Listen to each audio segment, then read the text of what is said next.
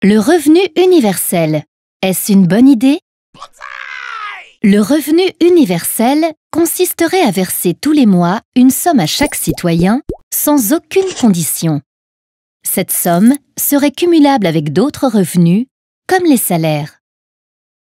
Cette idée est très controversée. En effet, pour ses détracteurs, il encouragerait l'inactivité et l'assistanat, car ceux qui décideraient de ne pas travailler profiteraient de ce système sans participer directement à son financement.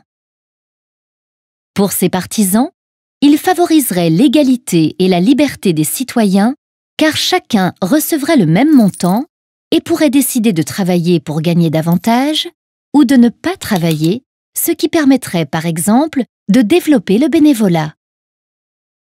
Cependant, les partisans du revenu universel ne sont pas tous d'accord sur ses modalités d'application. Leur premier point de désaccord concerne le profil des bénéficiaires. Certains proposent de le donner sans condition d'âge. Ainsi, les citoyens le recevraient tout au long de leur vie. D'autres veulent le donner seulement aux adultes ou encore donner un montant plus faible aux jeunes. Leur deuxième point de désaccord concerne le montant.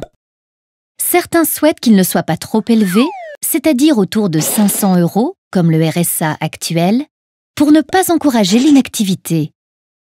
D'autres souhaitent que son montant soit plus élevé, c'est-à-dire autour de 1 000 €, pour que les citoyens aient le choix de travailler ou non. Leur troisième point de désaccord concerne le mode de financement. En effet, plus le montant du revenu universel est élevé, plus le financement doit être important. Comme les dépenses de l'État vont augmenter avec le revenu universel, certains souhaitent compenser cette hausse en supprimant une partie des aides existantes, comme le RSA, les aides au logement, les allocations chômage et les pensions de retraite.